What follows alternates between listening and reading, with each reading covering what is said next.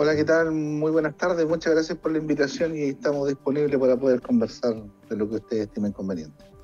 Bueno, el problema de los tacos en Temuco por las mañanas, por las tardes, la alta congestión vehicular que se produce en las arterias de nuestras ciudades ha traído como tema también la baja en la cantidad de conductores, dada la alta demanda que eventualmente tenemos de locomoción colectiva.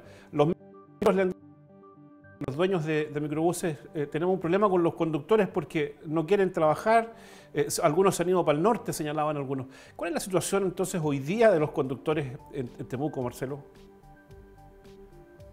Bueno, así como decíamos en la nota, los conductores han emigrado a otras fuentes laborales, donde son mejor remuneradas, donde las condiciones laborales son completamente distintas. Le recordaba también el otro día, Cristian, que fuimos la primera región en irnos a cuarentena del país, donde transporte público, usted se dio cuenta que no tuvimos durante muchos meses, y nosotros tenemos una renta que es 100% comisión. Por ende, si usted no trabaja, no recibe comisión. ¿Cómo? En uno de los rubros que, por ejemplo... Marcelo, eso es interesante de explicárselo a la gente, ¿no? ¿Cómo funciona remuneracionalmente, contractualmente, un conductor de microbuses? ¿Se hace un contrato? ¿Se establece un sueldo fijo? ¿Un sueldo con comisiones? ¿Cuál es la situación contractual de los conductores hoy día? El papel dice una cosa y la práctica es otra. ¿Cómo eso? Tenemos un contrato de sueldo mínimo, por lo cual son las imposiciones que se cancelan, pero nuestra renta es mucho mayor. ¿Por qué? Porque nosotros tenemos un porcentaje de un 20% en donde tenemos una renta que es 100% comisión. La legislación del 2008 en adelante en nosotros no se cumple, que tendríamos que tener un sueldo base más una comisión. En el caso nuestro, por ejemplo, como le explicaba, eso no ocurre. Tenemos una 100% comisión. Si usted no trabaja, literalmente usted no tiene dinero en los bolsillos. Esa es la forma como funciona. Y el contrato de trabajo, yo creo que tenemos de los conductores que hoy día están trabajando actualmente, un 40% de la gente que no tiene contrato de trabajo. ¿Y cómo trabajan si no tienen contrato de trabajo, Marcelo? ¿En qué situación trabaja? La situación que hemos luchado por muchos años, que en cierta forma el perímetro de exclusión que se ha aplazado por razones que la mayoría de la gente ya conoce, venía a regular esto, donde debiera haber un contrato de trabajo, donde debiéramos tener previsión social, cosa que, como le vuelvo a repetir, un 40% de los conductores en Temuco no lo tiene. Regulaba absolutamente todo, en toda la parte laboral. Lo que pasa es que acá son muchos, no puedo decir que todos, pero una gran parte de los empresarios quieren seguir trabajando de la forma como hemos trabajado en los últimos 40 años. En este sentido, ¿cuántas horas trabaja a bordo de una máquina un conductor, Marcelo? Hasta antes de la pandemia eran 18 horas. Hoy día estamos trabajando alrededor de 16, 15 horas. Pero eso vulnera todos los acuerdos en materia laboral, ¿no? Un trabajador, estamos peleando hoy día por las 40 horas semanales. ¿Cómo es posible que un trabajador de locomoción colectiva trabaje 16 horas, digamos, ¿no? El doble de lo que debiera trabajar un ser humano normal? Es lo que hemos trabajado en los últimos 40, 50 años. No es para nadie, no es ninguna novedad. La autoridad laboral, ya sea las seremías del trabajo, transporte, desarrollo social, el alcalde y quienes son las autoridades de gobierno de turno, saben que la situación de los conductores del transporte público, y no solamente en la región, sino que a nivel país, es exactamente la misma. Se trabajan 14, 15, 18 horas, sobre todo en los recorridos que son más extensos, por ejemplo, que son Quepe, por ejemplo, Villa del Buna ahora, Niágara, Maquehue, Labranza, por ejemplo, los 3 servicios que cubren para Labranza, la línea 1, la línea 2, la línea 5, cubren San Ramón, por ejemplo, que sale muy temprano y se termina muy tarde, y eso es lo que nosotros hemos venido planteando de un tiempo a esta parte. Nosotros durante estos 3 años, hemos tenido la voluntad de poder llegar a acuerdos de jornada y de sueldo, pero son los empresarios los que nos han querido sentar con nosotros. Entonces, ellos pretenden que nosotros sigamos trabajando de la misma forma y nosotros no estamos dispuestos a hacerlo.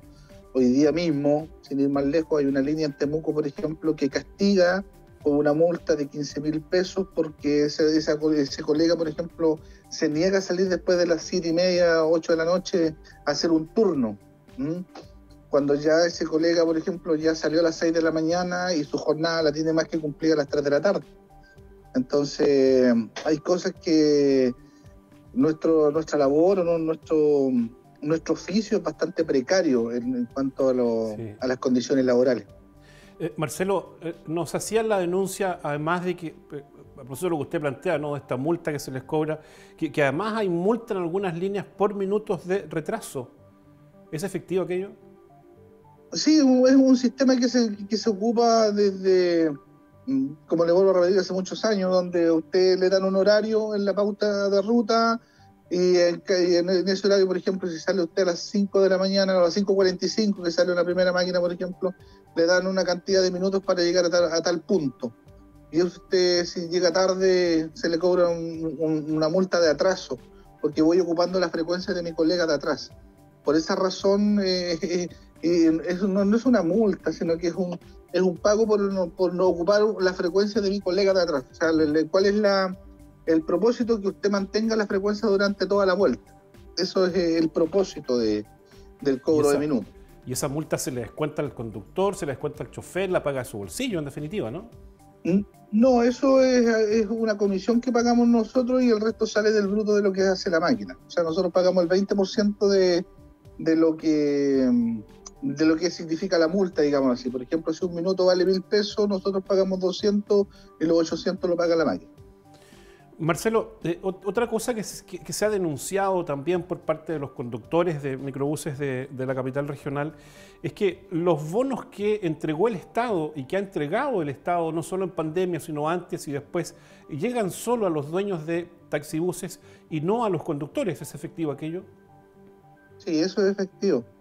Desgraciadamente hemos tenido ese problema del año 2010 en adelante, en donde nosotros logramos una indicación el año 2017, en donde en la ley de presupuesto, en la glosa presupuestaria, logramos incluir una indicación que la luchamos mucho para que se incluyera, en donde tenía que haber un acuerdo entre el trabajador y el empleador en cuanto se acordaba el pago de ese subsidio. Desgraciadamente en el gobierno que se fue, esa indicación la sacaron por presión obviamente de los dueños de los buses, y logramos en la última, el año pasado, en la ley de presupuesto, bajo la presión que hicimos en varias regiones, una indicación en la ley de presupuesto, pero del sector público. Y ahí aparece que tiene que cancelarse el subsidio que entrega el Estado al trabajador, de lo contrario se tomaría como una apropiación indebida. Eso está en la ley de presupuesto del sector público. Y aún así los empresarios no lo cancelan. Marcelo, estas condiciones laborales que usted nos plantea, ¿hacen de alguna manera sentir cierto abandono por parte de las autoridades? Porque se generan estas condiciones. Usted me dice, mire, hemos conversado con las autoridades de distintos gobiernos a lo largo del tiempo y esta situación se mantiene. ¿Sienten de alguna manera un abandono en sus condiciones de trabajo? Nosotros en cierta forma nos sentimos postergados. Más que abandonados, postergados, en el sentido de que ni siquiera aparecemos en el Código Laboral. En donde aparece el transporte de carga, donde aparece el transporte interprovincial de buses, y nuestra labor o nuestro oficio no aparece ahí. Entonces, por esa razón, la autoridad del trabajo hace cumplir la ley cuando fiscaliza, por ejemplo, de las 7:30. Y lo que nosotros, para el transporte público de regiones, se requiere una jornada, siempre hemos peleado nosotros por una jornada especial para el transporte. Hoy día tenemos la posibilidad que nos da la ley de trabajar 9 horas en forma continua, con 2 de colación, donde hacemos 45 horas semanales en 5 días. hoy día se pudiese cumplir eso. Pero ¿qué es lo que pasa? Que los dueños de los buses no quieren llegar a ningún tipo de acuerdo con eso, porque después de esas 9 horas, por ejemplo, que usted trabajaría, las que usted pudiese hacer, ya sean 2 o 3 horas más, tendría que cancelar las horas extraordinarias, y eso es lo que, como le vuelvo a repetir, hace 40, 50 años, estamos trabajando de una forma donde ellos no cancelan absolutamente nada. Entonces queremos colocarle nosotros pantalones largos a esto, pero nos vemos imposibilitados porque el empresariado es el que no ha querido sentarse con nosotros. Y eso es lo que nosotros hemos estado luchando durante estos últimos 3 años, y cosa que no hemos logrado a ciencia cierta, lograrlos sentar en una mesa y poder conversar y sincerar las cosas. Y yo creo que aquí tenemos que ser bien francos en muchas cosas. Nosotros tenemos muchas falencias en muchas cosas. No tenemos capacitación, que ahora vamos a cumplir la primera capacitación en la historia del transporte público en el país, que la vamos a ejecutar dentro de este año, con recursos que son regionales, en donde vamos a tratar de ver la forma en cómo podemos mejorar nuestro servicio, nuestra atención de público, y cosas que sabemos que estamos al debe en eso, y eso es lo que nosotros queremos mejorar, pero ha sido una iniciativa que ha sido propuesta por nosotros y por los consejeros regionales. Ahora, hay participación financiera, vamos a decir, se ponen con plata los empresarios microbuseros para estas capacitaciones, dado que finalmente mejora un servicio de ellos, ¿no? No, bajo ningún punto de vista, ellos nunca han colocado un solo centavo para las capacitaciones de los conductores. Esta capacitación nosotros la logramos por intermedio del gobierno regional y de la aprobación del Consejo Regional, en donde vamos a capacitar en 4 áreas, en 4 módulos, a 525 conductores del transporte público mayor. Y esto ha sido solamente recursos que son regionales. Los empresarios jamás nos han capacitado a nosotros. ¿Qué es lo que les interesa a ellos? Que el gobierno les siga subvencionando. Ese es el negocio de ellos. O sea, por ejemplo, que hoy día estén vistos las notas que ustedes han hecho con respecto a las capacitaciones CENSE, que siempre están en cierta forma pidiendo más capacitación de conductores, pero las condiciones laborales, yo le decía tiempo atrás a un empresario, usted puede capacitar 100, 500 conductores para una licencia 3, pero ese conductor o conductora no se va a quedar en el transporte público, porque usted al momento de subirse a un bus va a ganar 3.000 pesos, que es la colación que a usted le pagan, y el resto del sueldo tiene que hacérselo usted en la calle. Y si ellos no cambian las condiciones laborales, obviamente ese conductor que se capacita por intermedio de una beca del CENSE, se va a la minera, se va a los buses, se van a infinidad de empresas que sí a usted le otorgan un sueldo base más una comisión, cosa que ellos hoy día aquí en Temuco no están dispuestos a cancelar.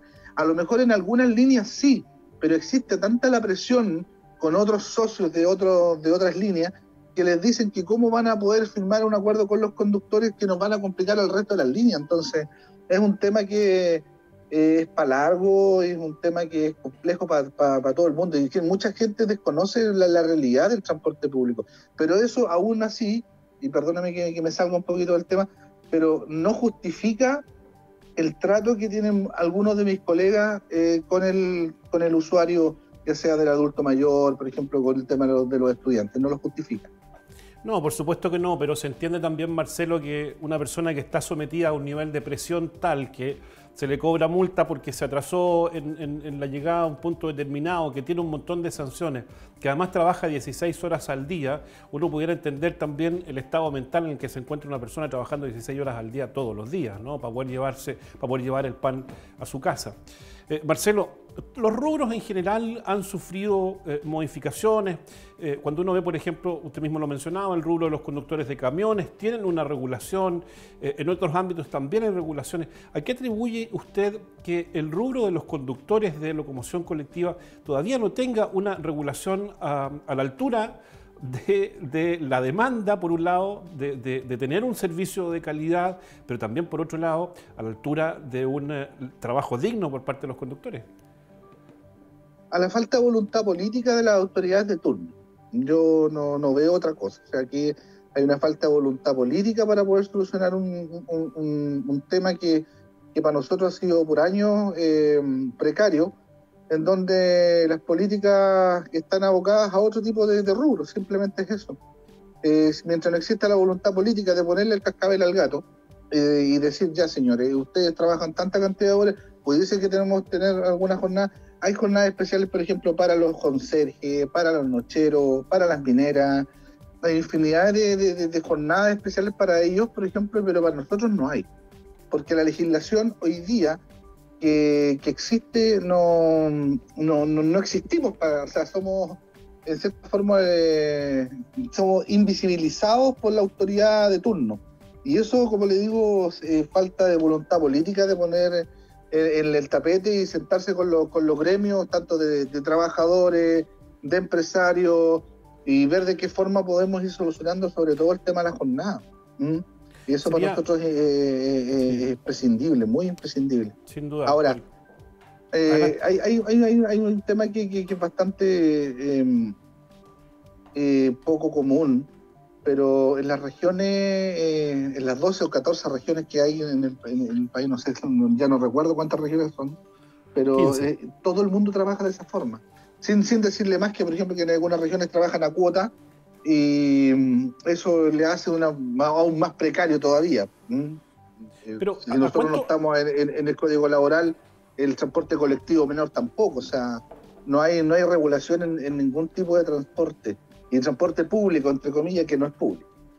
¿A cuánto estamos de un modelo, por ejemplo, como el de Santiago, con el Transantiago, ¿no? Donde los conductores, entiendo, tienen su jornada laboral, se establece una vinculación contractual, un contrato con cada uno de los conductores, con tiempos definidos, con frecuencias, con horarios definidos de tránsito de la locomoción? ¿A cuánto estamos entonces, Marcelo, de modernizar este servicio, como usted dice, se quedó rezagado en hace 20 o 30 años atrás?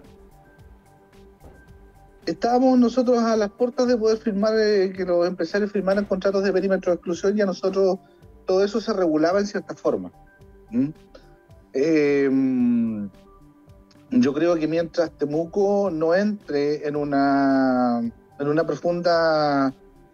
profundo cambio de mentalidad en el transporte público, tanto de empresarios como de autoridades, esto va a ser difícil que se pueda cambiar.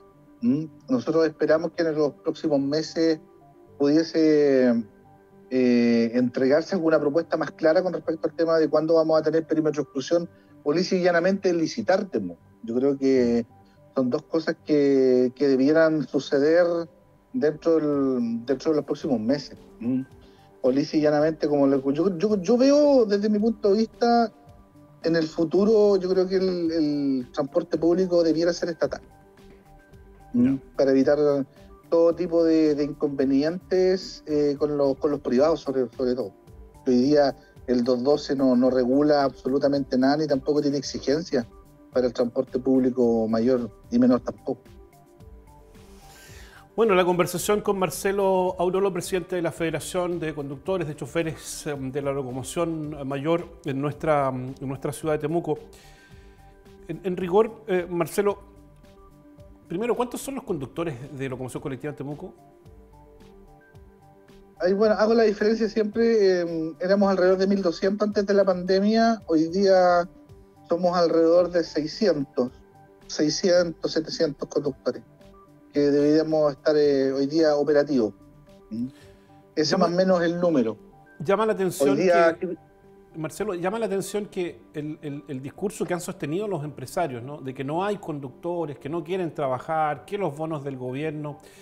Llama la atención, ¿no?, que ese discurso también se replique por parte de las autoridades. Lo escuchamos en voz del alcalde, lo escuchamos en voz del director de tránsito municipal, lo escuchamos en voz del Ceremi. No hay mayor preocupación por lo visto en esto, ¿no? A ver, de que no quieren trabajar, eso no es efectivo. Porque los conductores tenemos nosotros gente de muy avanzada edad que ha trabajado toda la pandemia, aún así sigue trabajando. Pero eso de que no quieran trabajar es absolutamente falso. O sea, el Estado nos obligó a nosotros a irnos a recibir el sueldo de la cesantía durante la pandemia. Nos obligó a eso.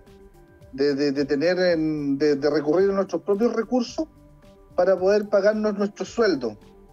donde el empresario se pagaba solamente las imposiciones. Aún así, algunos todavía no pagan las imposiciones. Las han declarado. Y eso de lo que leer me llama mucho la atención. Los conductores, como le vuelvo a repetir, decirle, en el transporte de carga también faltan conductores. Si usted se fija en los diarios o en las redes sociales, siempre están publicando que se requiere de trabajadores de transporte de carga. Y por lo mismo, porque se han ido a mejores condiciones. El transporte público en Temuco, hay colectivos que están parados, hay líneas que... Aquí la única línea que tiene cerca del 90% de su flota ya ocupada es la línea 1, que es la mayoría. La mayoría de su flota está en la calle. Y del resto es porque a lo mejor algo pasa ahí, pues, o sea, porque los recorridos son mejores o porque hay condiciones laborales que son distintas. Pero no creo que sea porque no queramos salir a trabajar, al contrario, los bonos se terminaron hace bastante tiempo y la gente necesita de comer todos los meses, y aún así con las condiciones como estamos, si nosotros no trabajamos, no comemos. Obviamente requiere de mucha personalidad decir que nosotros no queremos trabajar, al contrario, estamos disponibles pero con mejores condiciones. ¿A cuántos conductores, Marcelo, representa su organización del universo total? Nosotros estamos representando alrededor de sindicalizados, alrededor de 6 a 7 líneas, y el resto que está sin sindicato, pero tenemos delegados en las diferentes líneas. Hoy día, como le voy a repetir, tenemos 525 conductores que vamos a comenzar a capacitar dentro de los próximos meses, así que yo creo que estaríamos cerca de los 550 más o menos conductores asociados. Bueno, le agradezco sentidamente esta conversación a Marcelo Aurolo, presidente de la Federación de Conductores de Temuco. Vamos a quedar atentos, Marcelo, a la capacitación, a estos perímetros de exclusión que de alguna manera se transforman también, al menos en una alternativa, ¿no?, cercana a la solución y a las expectativas que ustedes mantienen. Así que, insisto, vamos a quedar atentos al desarrollo de esta noticia. Marcelo, muchas gracias. Estamos disponibles para lo que ustedes nos necesiten y poder entregarles la información que ustedes requieran. Agradezco el espacio y a su programa por brindarnos poder contarle a la gente cómo trabajamos. Muchas gracias y buenas tardes. Y cuenten con ello, Marcelo, para cuando ustedes lo requieran, porque lo que ustedes hacen es imprescindible para Temuco, para Padre Las Casas, pero también para la región y para el país. Muchas gracias, Marcelo. Muchas gracias. Vamos a mejorar. Eso le puedo decir a la gente, que vamos a hacer todo lo posible por mejorar. Muchas gracias. Vale, que esté muy bien. Chao.